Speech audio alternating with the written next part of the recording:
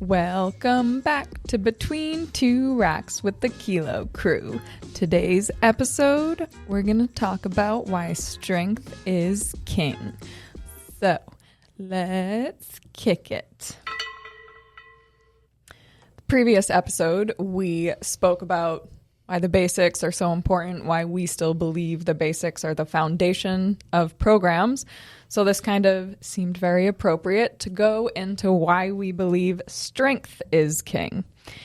So the first question, you guys love these types of questions, I have is, what does strength mean to you beyond just lifting heavy weights?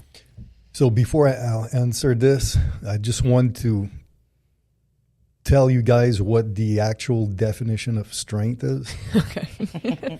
So strength, at least according to Mike Stone and Verkhoshansky, is the ability to overcome a external resistance. Okay, so external resistance, how good you are at overcoming it, is strength. So lifting weights is that's what that is, right? So strength for me is really important on a bigger picture, in the sense that when I was younger, I played a lot of sports. At one point, like when I was 8, I moved to Western Africa, and we were a little rationed on food. And when I came back to Canada, because of lack of knowledge from my parents, they're like, go ahead, eat whatever you want. So I gained a little bit of weight, but I always wanted to be an athlete. So I played a bunch of sports, but unfortunately I was not really good at most sports. I was pretty good martial arts, okay, in football, but I wasn't great. So I figured I'm going to lift weights to get better as an athlete. But also, because of the extra weight I gained, I was also very fascinated by bodybuilding. Arnold as well, and Van Damme and Lundgren and all these guys too. So there's this physique perspective that I've always been attracted to. But what really, really drove me was the strength part of things. Because since I was not very proficient in sport, I wanted something in my life that I felt that I was getting better at, something physical. In school, it was good, that's fine. But I needed something physical that was challenging, that I could see by myself that I was progressing. So strength for me was the clear-cut winner, because it's a very specific number that I could see on a week-to-week, month-to-month, year-to-year basis. I saw my squat improving, my bench press improving, so it was very tangible. So to me, it really drove my psyche, if you want, at evolving and getting better and becoming more motivated in every other aspect of life, because I knew that as I would increase strength, it meant that I had the work ethic and the capacity and ability to get better at something. And I just thought, for me, it was very motivated at a time where, like I said, I wanted to be good at sport, but was not really the greatest. So strength for you is something that you can get better at. Yeah, everybody can get better. I mean, obviously, there's like some people will react way faster and much greater to strength training as opposed to other people, but and some people like it and some people don't. Yeah, but at least it's something that every human being can get better at. Mm-hmm. And it's tangible. It's not abstract. It's not like physique or like, stuff that are a little harder to pinpoint, quantify. So that's why I like numbers, right? So strength for me was a very straightforward thing to look at. I do have an answer for this, but I just want to go back to the definition of strength. So strength is your ability to overcome an external load. So does that mean the internal strength model is not strength training? That's every time I read, these books, that's the first thing that comes to my mind. All right, so I'll take a shot. No, but it's like you know, you know. Side note. It's funny because a lot of these concepts are based off of science. Oh yeah. So that one is a little mishap. This is one. Yeah. I just think it's a naming issue more so than anything, but Yeah. that's not the point. So for me, strength, so outside of just lifting bigger weights, it's the preparedness, the level of preparedness. Like, I love the idea that no matter what situation I'm put in, I can just sort of get out of it. Like, in terms of, you're need to lift this this thing just to get on with my day. All right, I don't have to think twice about it. So it's just a level of preparedness that means I don't have to overthink life in lots of ways. It's, like, I know it's a very physical way of doing it, but like in terms of like when I was back in Ireland, we cut our own logs for firewood. So if I thought or said, all right, I'm going to move this tree stump, I never thought about it. I just went and did it. Yeah. And it's great. I don't have to wait for someone else to show up to help. You just get on with life. Yeah. So it's basic for me, but it's very helpful.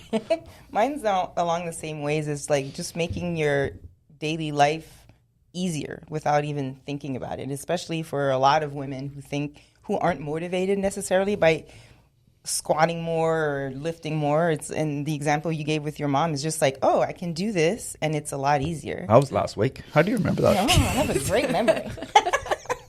We've been working on that. A few weeks ago, I went jet skiing, and I was in the back. The guy was driving the jet ski, and I had to hold on, like, so hard to stay on that jet ski. And then I asked, and I said, like, well, what if, you wouldn't be going as fast if there was a 100-pound little chick in the back there? Like, how does she hold on? Like, so, my strength came in handy, even for jet skiing, so I don't get thrown off.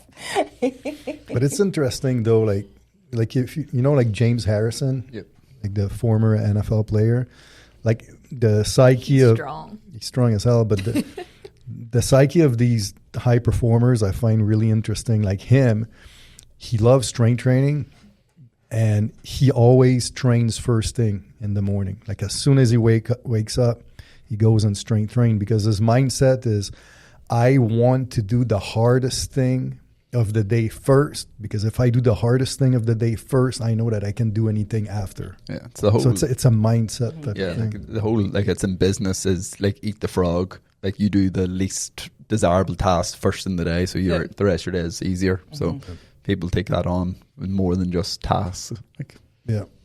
Okay. Another question regarding strength. So why do you think strength is often overlooked or misunderstood in general fitness or sport-specific training? I feel like that's two very different questions. So general fitness, because general fitness is dominated by physique, by looks. So if you look great and you have a wide back and tiny waist and capped shoulders and you look great, you could lift like 22 pounds on your bench press. Nobody would care, because these people. But I'm telling you why I think that is, because these people at the end of the day, they don't care. They don't care about the training process. They don't care about none of that. All they want is the actual look. If they could take a pill for it, they'd take a pill for it. They just want the look.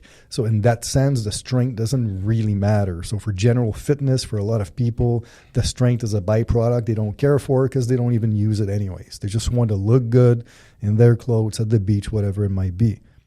For athletics, I think that it has to do with the fact that it's hard to quantify truly the impact of strength on performance. If you're a soccer player and you run really fast and you have great change of direction and you cover a lot of ground, well, and you don't really know nothing about exercise physiology per se, like you're already good. What? I don't need to be strong, and I don't need to be strong. I need to be fast and have quick change of direction. So why are you talking to me about strength? Like, who cares if I can squat 300 pounds? I play soccer, I kick a ball, and I run around. So in that sense, I understand why they don't see it as being important.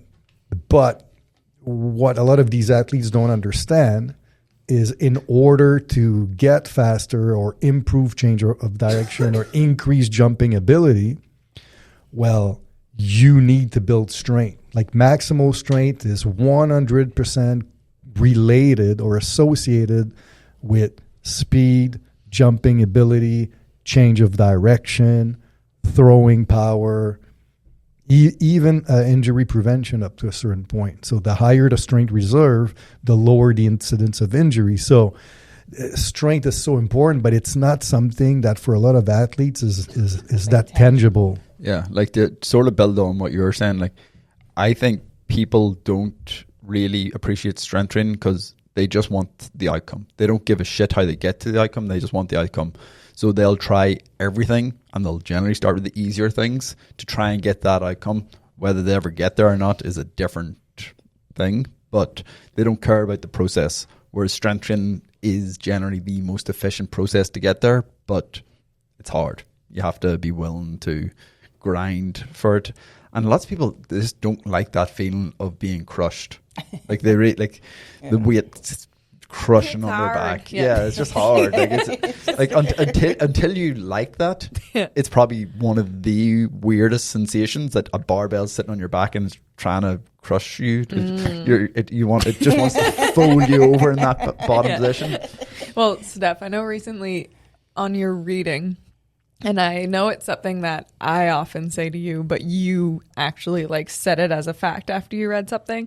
The whole thing where strength training isn't for everyone. Like I believe it should be for everyone and people would get the benefits of it, but in the end, some people just really don't like it. Yep. But you were recently reading something and you were like, it's actually just not for everyone. What was that? Why did you say that? Know. I've been reading so much, I don't know. But was it the day you read on the genes?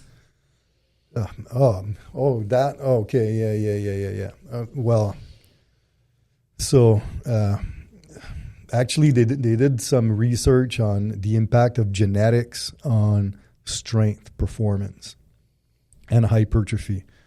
And they took a wide pool of people and they all went through the exact same training protocol, and it was over a 12-week period.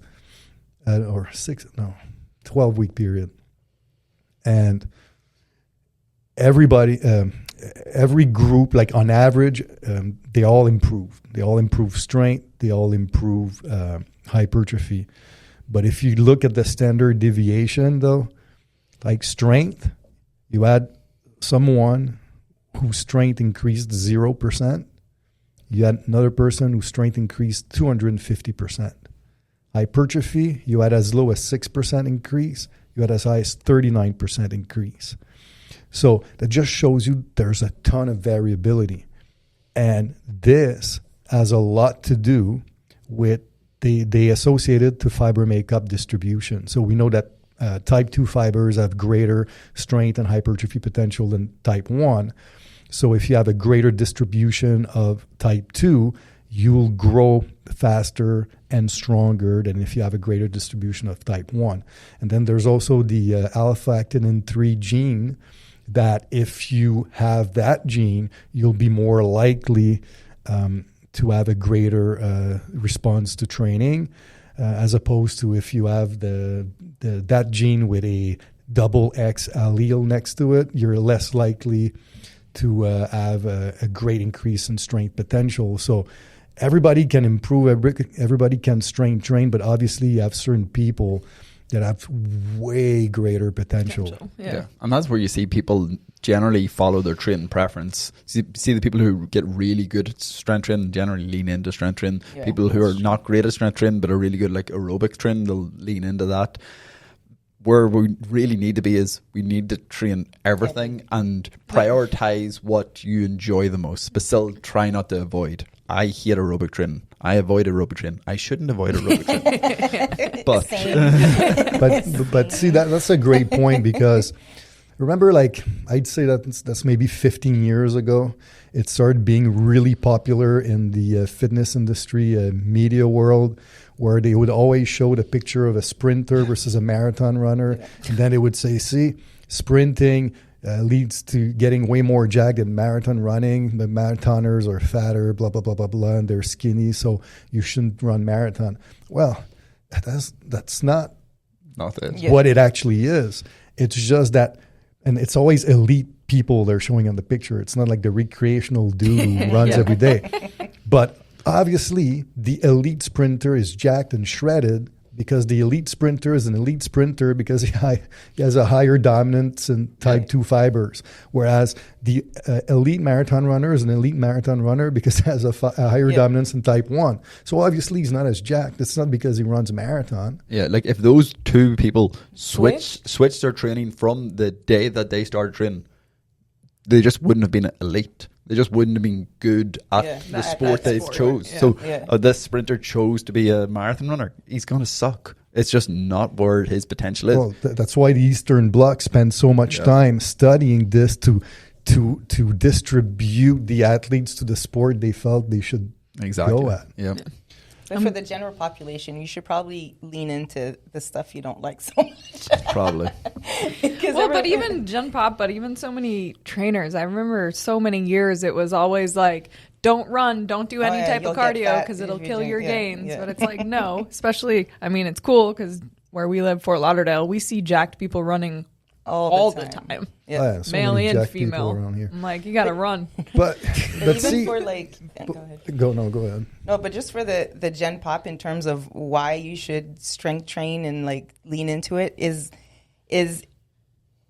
you don't have to increase the amount of time. This is how I explain it to my friends when they're like, well, the example you gave before, like the person who runs 4 times around the block.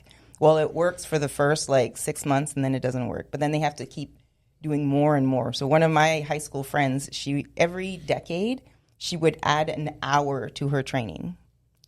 Per week. So let's say when she was 30, she trained 3 hours. I'm not saying it makes sense, but she would train three hours, and then she'd go to 4 hours. But this is of cardio that she would add to to her whole thing. But I was trying to tell her, it's like if you weight trained, you could still do the same time that you were training, but one, you would get better results physically. But you can increase the intensity, how hard it is, just from increasing the weight, not necessarily having to increase the amount of time that you're doing it. Yeah, that was my thing. But in reality, people should train everything. But we're talking about strength, so fuck cardio. But the whole thing about like cardio killing gains, it's just, again, it's a complete misinterpretation of research, right? So it's the whole classic of you see a study, you read the abstract. The abstract tells you doing endurance training leads to muscle mass loss. So then, don't do any cardio. But then, when you actually look deeper at the study, we're talking about like 5+ hours of, higher like zone 3, 4 type of aerobic work that can lead to a decrease in muscle mass. It's a completely different story than the dude doing like 30 minutes 3 times a week in zone 2. Yeah. So it's context. It's really understanding the bigger picture of things, not fall for the sensationalized components of the industry, because at the end of the day, you need to do a wide range of things on a health perspective. But of course, if you want to be as strong as possible, the majority of your time should be spent on strength. If you want to have as much endurance as possible running, the majority of your time should be spent doing aerobic type runs. That's just the nature of training. But I had a story. So the question was strength and with athletes also. So remember this the swimmer, and she was technically Dara Torres. Yeah. So historically, like, swimmers don't train a lot, right? They spend a lot of time in the pool, and they don't think that strength training is important because it's going to make them heavier, so they'll sink, it'll make it harder. But she was really one of the first ones, the swimmers, who started. She was older, so she knew that she couldn't do all the volume of swimming. So then she spent a little bit more time strength training, and she was still like competitive she was like 40 something. I think she was 39, something like that. At the Olympics? Your last Olympics. Yeah. So I thought that was pretty cool. And I think how like it's changing in a lot of the sports that historically don't like to weight train. So you get examples like that, and then you see that it can actually, that's how it impacts their performance without necessarily being like, oh, I gotta, be it goes this into, strong. I think what I really like about right now, what's happening with strength is it's being so much associated to longevity. Yeah. So there's so many benefits of gaining strength, of strength training that then tie into longevity. And I think like longevity is the hip and happening fad right now everywhere. So it's like, it's true. So grab onto that and try to get those people who are looking for general fitness more into strength training for that purpose. Okay, but now we're going to dive more into the strength. So with strength, we often talk about the strength deficit, association, and reserve. But I know for the association and reserve, even for me, I don't know so much about it. So can someone explain the concept of a strength deficit, association, and reserve in practical terms? So do you want to do it or do you? Go ahead. Okay, so for any given sport, so let's say it's rowing, okay? So do these only apply more for sport, like athletic training in terms of strength training? Yes. But, once you explain it, you'll see how it can be applied to everyday life. Okay. But it comes from athletic training, but you'll see. We can explain it a little further. But yeah, I'm sure you can transpose it, but the terms per se comes from... So, for example, let's say you're a rower, and I don't know, I don't know nothing about rowing, but let's say he chose that sport. let's say to travel 1,000 meters, you need like X amount of rows, watts per rows. Okay, like amount of close. power per stroke. Yeah. Okay, now. So you have the strength association is the amount of strength that it needs you to generate X amount of watts for your 1,000 meter race in order to have a high performing time. Okay, so that's the strength association. So let's say you need a squat of a deadlift of 100 kilos to generate that type of watts. Okay, now, if your deadlift is only 80 kilos, and now you have a strength deficit, so your deadlift is too weak to hit the watt performance needed to perform at the level that you need to perform for your 1,000 meter row. Now, the strength association is that zone for something like it's very empirical. There's no true set point here, but let's say from 100 kilo deadlift to 120 kilo deadlift, you're in that strength association zone, meaning that your strength is good enough to perform that task. Now, the strength reserve is now if we decide to get you beyond that 120 kilo. So now you're significantly stronger than what's needed to row X amount of watts. So let's say we drive your deadlift to 150 kilos. So now two things happen. You have a huge strength reserve, which means that you're so strong that now rowing at X watts is nothing for you. Okay, because now the ceiling is so much lower that you don't need to exert as much output to perform at that speed. So now you can actually train more because you have a higher strength reserve and not be run down, like completely trashed by your training. And because of this, the propensity for injury is much smaller because your strength reserve is higher. So at the end of the day, technically speaking, the higher you can push your strength reserve, the greater it is, especially if you're dealing with a sport that has a long competitive season. Like, for example, let's say a NHL hockey season, a long season. You know that during the season, the training will be a little, you try to do your best to maintain, but sometimes, especially as you get to the playoff, it starts decreasing.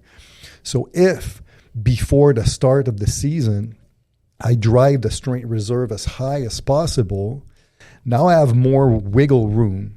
So even if I lose a little bit of strength, I'm still within the strength association zone that will allow me to perform in hockey at a high level.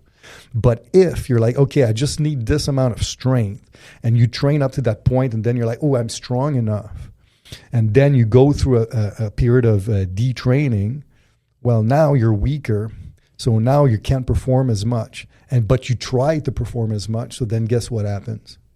Injuries. Yeah.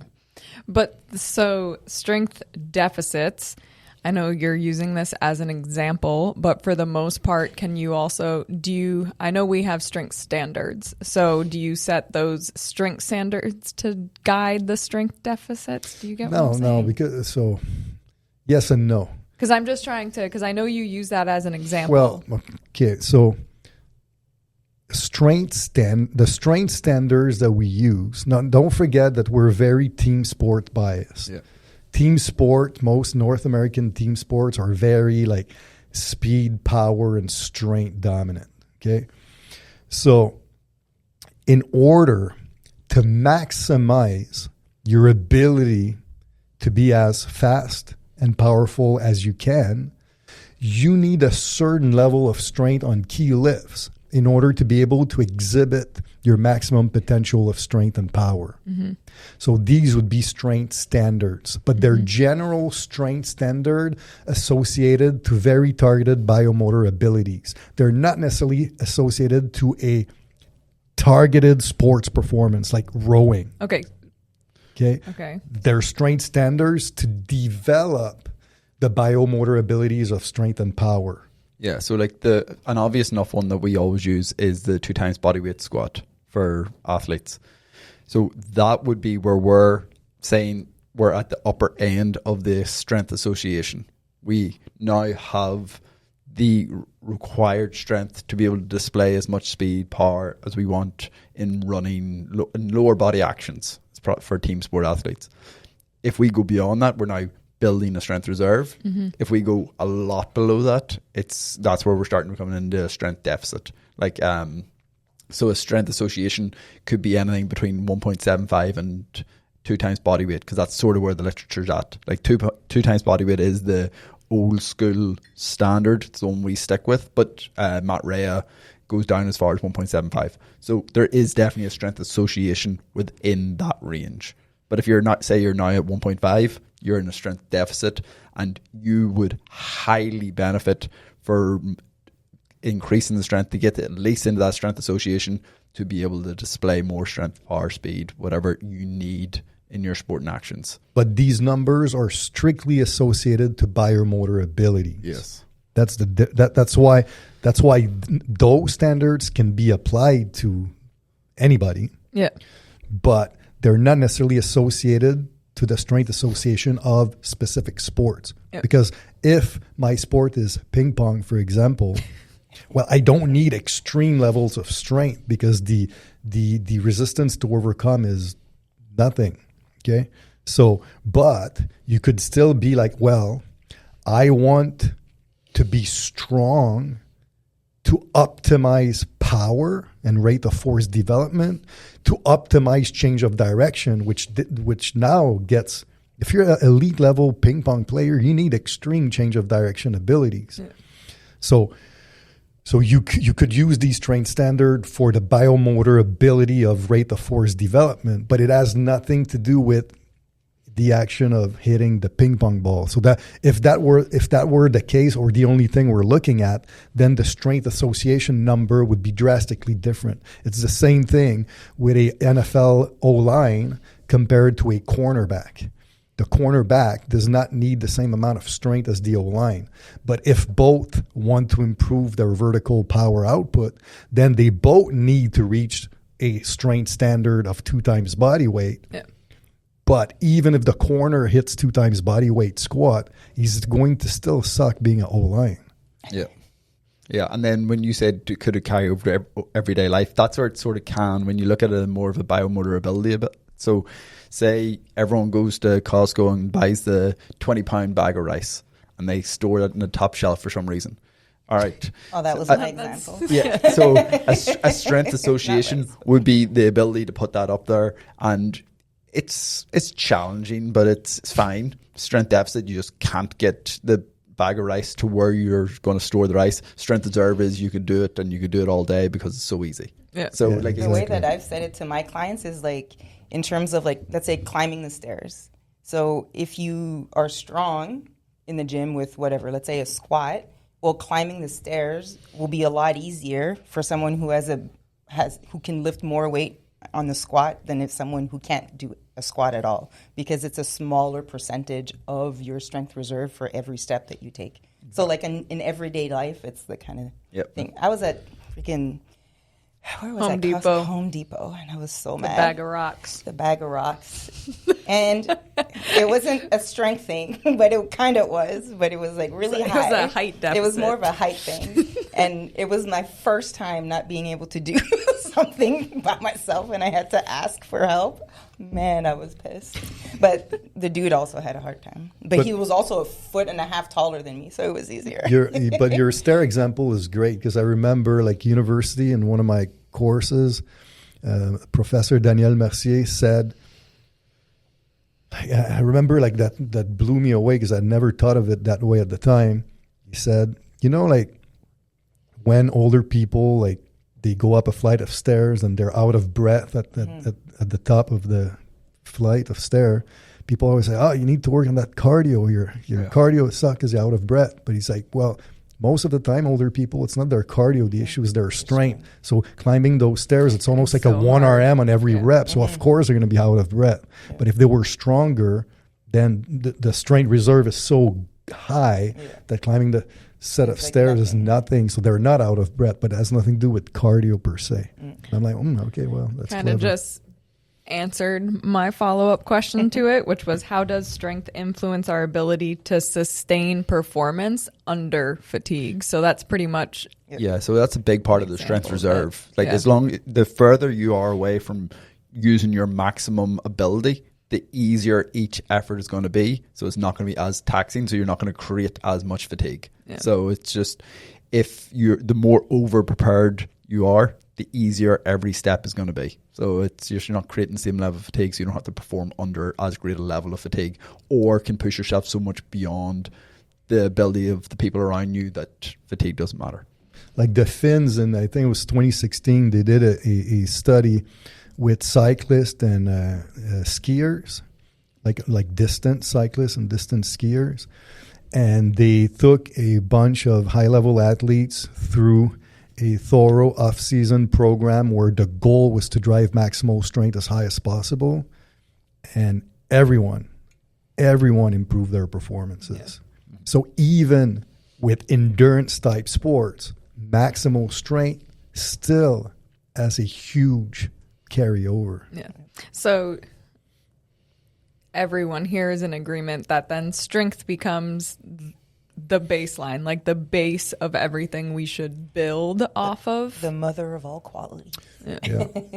Yeah, I believe so. I think it's But strength is everything. Even if you're improving power, speed, like it's all in the basis of like what strength you have as the foundation. But although strength is the mother of all strength quality, like Bompa and Schmidblacker says, and on, I still do believe and do agree with Frank Dick's point that strength is the most important quality only if you have the mobility necessary to display that strength in the sport you're playing. Well, that comes like all these stories you keep bringing up, like even when you were talking about having the strength for people to go upstairs and you have a stronger squat.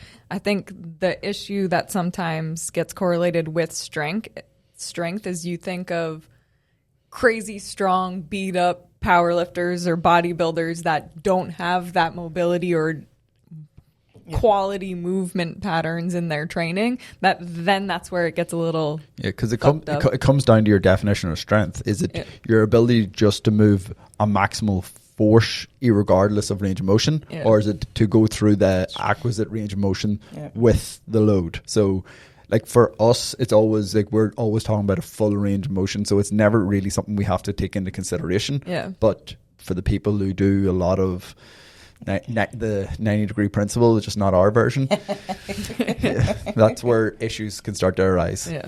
No, but exactly. So let's say you're a sprinter and you have a 2.5 times body weight back squat. Your strength is great. But if you lack the mobility to have a long enough stride, well, then that strength is not maximizing your speed because you cannot display that strength properly because of a lack of mobility. So you could argue up to a certain point that mobility in a way should be at the center of everything. And then you have strength, speed, and endurance around mobility. Whereas out of these three known biomotor abilities, strength is the one that has the most impact on all the others. Yeah.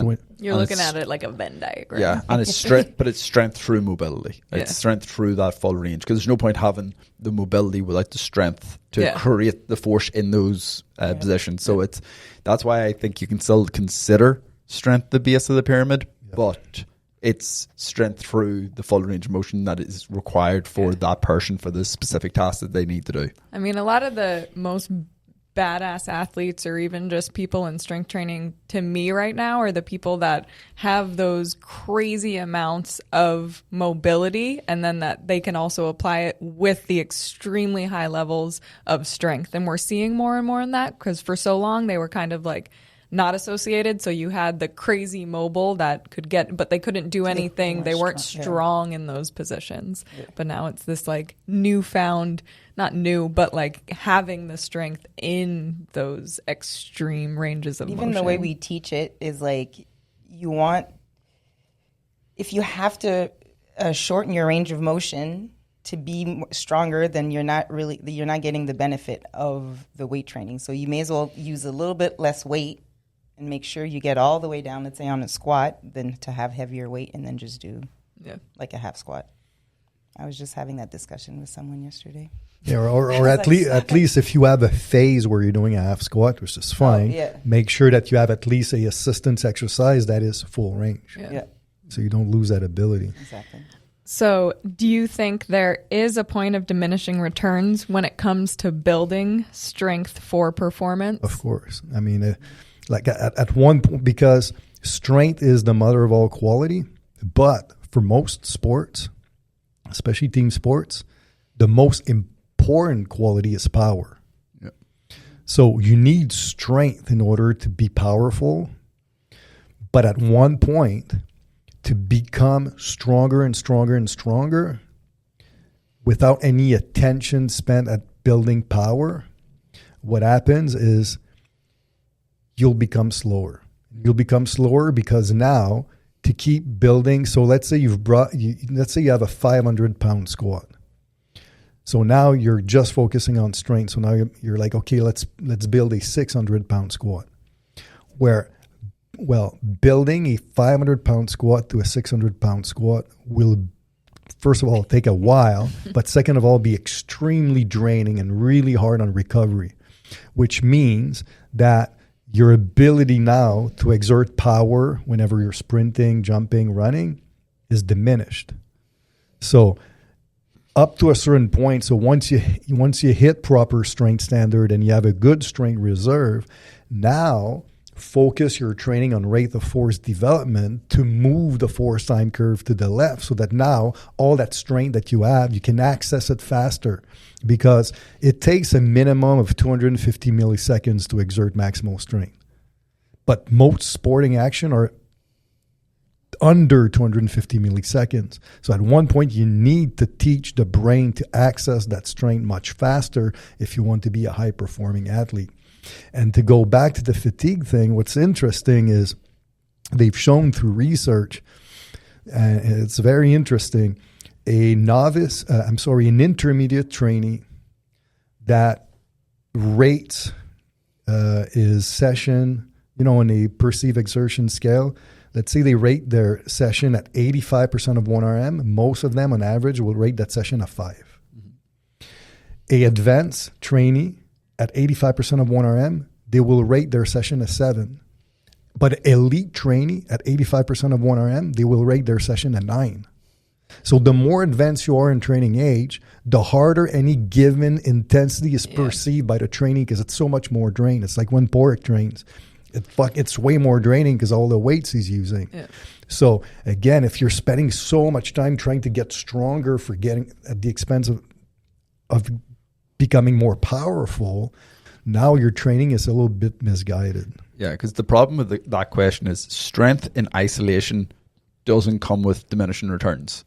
But that's in isolation because you don't have the context of how you get to that strength level, because it's how you get, like having a 600-pound squat instead of a 500-pound squat, if you just have it, will have higher potential for strength, speed, and power. Yeah. But for most people to get to that 600-pound, it is the diminishing returns of what you're sacrificing in terms of other training qualities is the issue. So it's not that strength on its own is disadvantageous. It's what you have to sacrifice in terms of your recoverability and other training qualities that is far more beneficial on an outcome perspective, which you should have trained. That's the bigger thing. That's a good point. And the risk reward, like the injuries, also associated to lifting all that weight. Yeah. But a good example, like I know I've said this before, that example, but it matches what Porrick says. Like in 2007 in St. Louis, that summer that we had pro athlete sponsor kids. Mm-hmm. Man, that 17-year-old that I evaluated, and we did a 1RM bench press. He had never really strength trained. He was 17 years old, and he what was it again? Like 385? I think it was like 385, yeah. Benched 385, basically one of the first time he benched. So I'm like, okay, well, he has 385. So for him, he's a massive strength reserve. So that he didn't, his recovery was not affected by benching 385. He had the morphology and nervous system to bench 385. Great. So now strength reserve is extreme, but he didn't need to do anything to do that. So by training, maybe he's going to have a 500-pound bench. So now the upside is much greater. Yeah, and it wouldn't have took as much for him to get to the 500-pound bench than someone who goes in and bench presses 95 pounds the first time they ever bench press, which is a more realistic. What usually happens. And when I was 16 and I went to CEGEP, the transitional school in Quebec between high school and university. I was 16 when I went to the training camp, and because the problem with CEGEP is because I'm born in August, so I was always the youngest, so I was 16 at camp. But you could be as old as 22 years of age to play football in that school. So what happened is we had a version of a NFL combine, but because there was some younger kids. There was one bench that had 135, and you had one bench that had 225, like at the combine. So I was a running back. The starting running back, although he was 22, but although his body weight was 150, he went to the 225 and he popped out 17 reps. Jesus. So you thought you were going to do 225? No. I thought that's where the story was going. But at that time, I'm like, fine, I can't do 225, so I went to the 135, and I always remember I could only do four reps. So for me, think about it. I was 16. I did 4 reps with 135. That's what I estimated 1RM of 147 and a half. How much did you weigh at this point? 175. Okay. But then fast forward to when I was 29, I benched 435. Yeah. But I mean, I went from 147 to 435. That took a lot of training. You had to sacrifice a lot of other training components to get there. One thing that I know we're much further along in the episode than I figured we would be, that hasn't necessarily come up, that always comes up with you guys, is the motor unit recruitment component of strength and how important that is, especially when you're having someone just getting started in strength. So that's kind of like a topic that I wanted to get in a little bit, not as much now. Okay, so like a very brief overview is like untrained people can only recruit up to about 60% of their motor units, whereas highly trained people have been found up to 90%, maybe slightly above 90% for really, really elite throwers. So Wait, did you say 16? 60. 60. Yeah, 60. So your ability to just recruit motor units is going to massively dictate how much force you can generate. And this is something that we can improve 100%. via strength training. Yeah, 100%. Once you start moving a barbell, you'll get more and more efficient at recruiting motor units. Higher loads are going to be more beneficial at improving that, but anytime, if you're completely untrained, anytime you touch a barbell, you're going to get more efficient at recruiting motor units. So then the problem with having a very low amount of motor units recruited is it means every time you do an exercise, it's going to feel really hard, and then you're going to recover really quickly because you're not imposing a lot of stress on the musculature as a whole. So you are maybe going to use do a weight that you can do 10 reps for, and then if I add 5 pounds, you can only do 1. Like that happens. We've all seen that happen. Yeah. But even though you could only do 1 with 5 pounds more, and you did 10 with it like the 5 pounds less, after a minute, 90 seconds after doing the 10 reps, you can go and do another 10. But it's just because you're so inefficient of tapping into these motor units that you're not really imposing a big stress on your body. So if you want to get strong, you definitely have to spend a lot of time just improving motor unit recruitment and getting a better neural capacity for strength. Yeah. And then in the end, what to me I think is so important for the trainers to focus on this with their clients is then all of the other training, the fat loss phases, the hypertrophy phases, you will get more results from them because you've improved that person's level of strength and then their motor unit recruitment ability. Yeah, like so for hypertrophy, you can only obviously hypertrophy the motor units that you can recruit. So to be able to tap into a large pool of motor units to actually train and put those under stress and under tension is obviously extremely important. Yeah.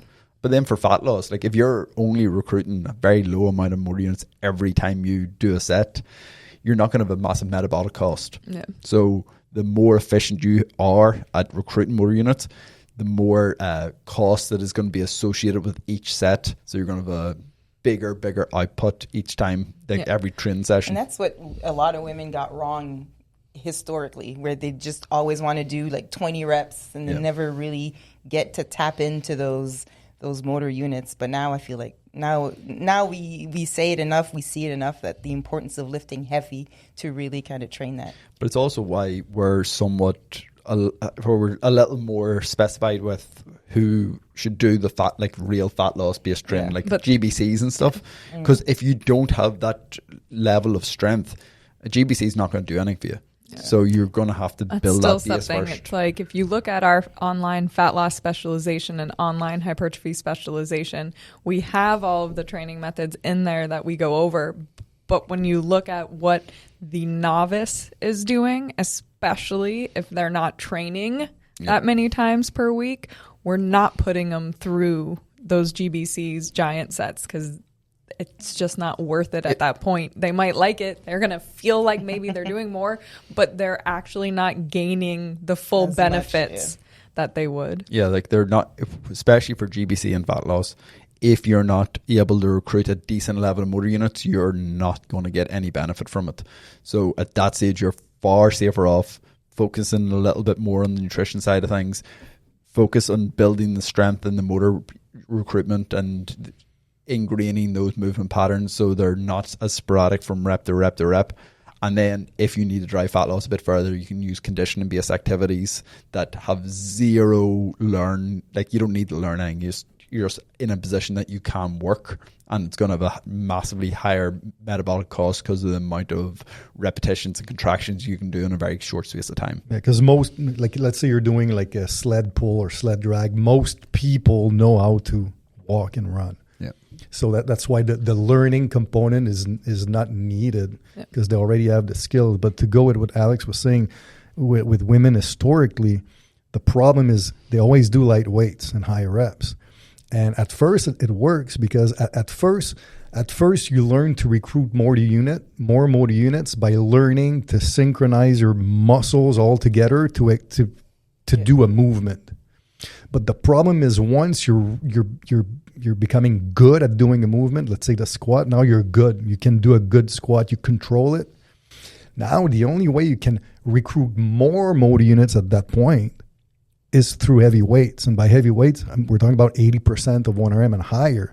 But how many female, like average Joe female that trains in the gym actually trains at a true 80 of 1RM plus? Yeah. Not many.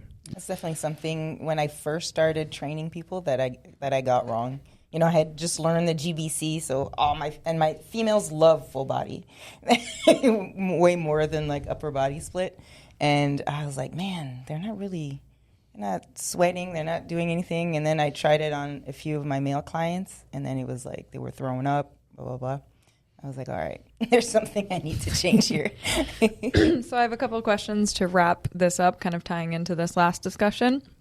So if someone, and we hear this all the time, if a client can only train 2 to 3 times per week, should strength still be the priority is my first question. And then tying into what you just said, if someone's just training 2 to 3 times a week, should you go to full body sessions or still stay with the upper lower split?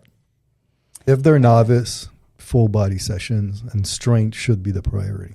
Strength should always be the priority. If you're the less sessions a week you do, the more important strength becomes, because like say we're going to go in and try and maximize hypertrophy with 2 times a week, you're going to have way more upside with just going in and saying I'm going to maximize strength and have hypertrophy as a byproduct. Yeah.